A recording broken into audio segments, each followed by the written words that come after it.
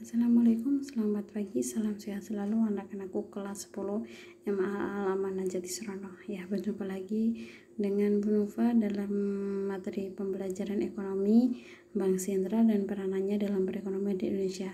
Kalian bisa buka juga LKS kalian 22 halaman 19 tentang materi ini.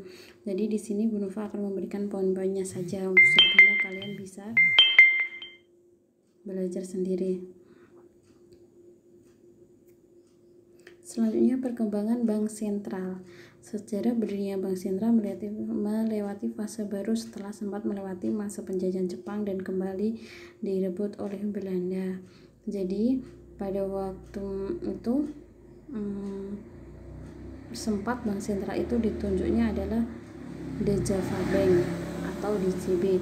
DJB itu ditetapkan sebagai bank sentral. Kemudian setelah Belanda mengakui kedaulatan Republik Indonesia menjadi bagian dari Republik Indonesia Serikat, maka ditunjuklah kembali Bank Indonesia sebagai bank sentral Indonesia.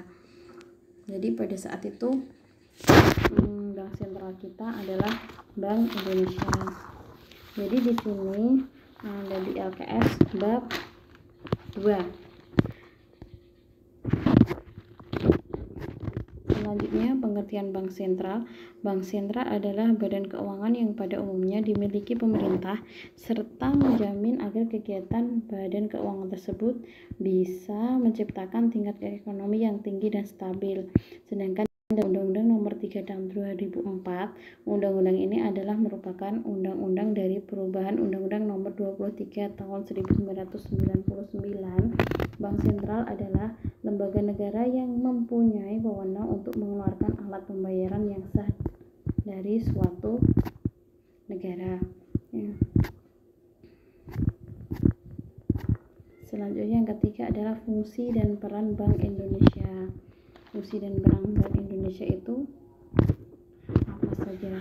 Jadi itu fungsi dan peran Bank Indonesia itu ada di Undang-Undang Nomor 23 Tahun 1999. Antara lain sebagai satu-satunya badan yang berwenang penuh dalam membuat kebijakan moneter. Yang kedua, sebagai pemegang kebijakan moneter. Yang ketiga, sebagai penjaga stabilitas.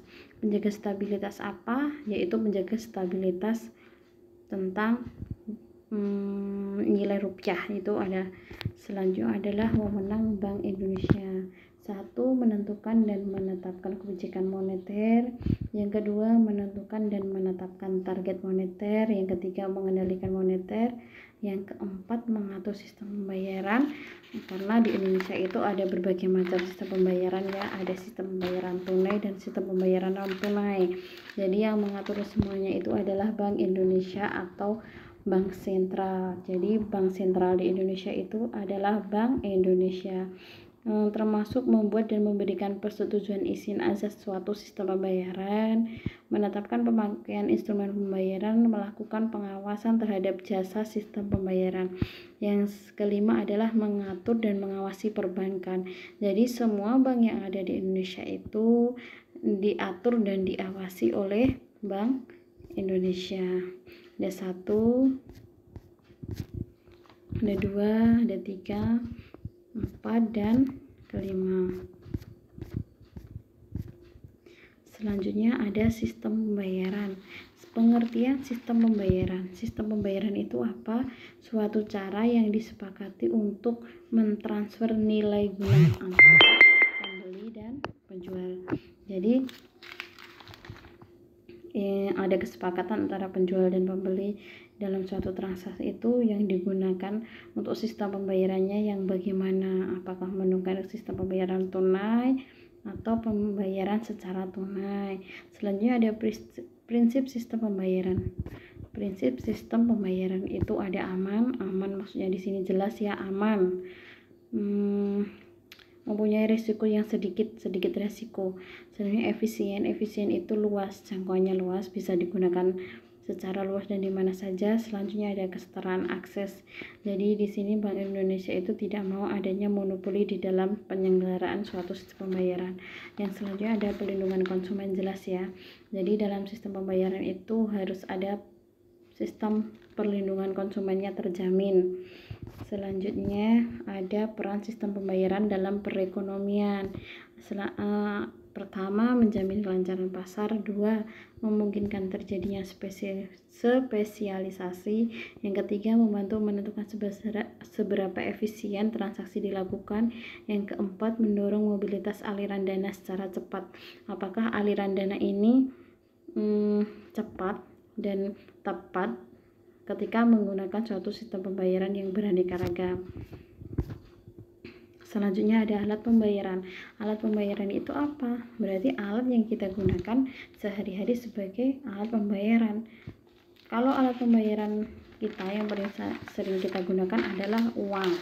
Uang ini adalah alat pembayaran secara tunai.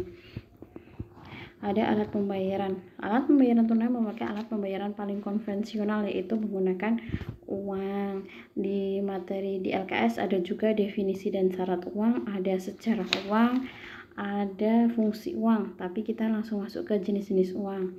Jenis uang berdasarkan bahan materialnya, jelas ya, berdasarkan bahannya.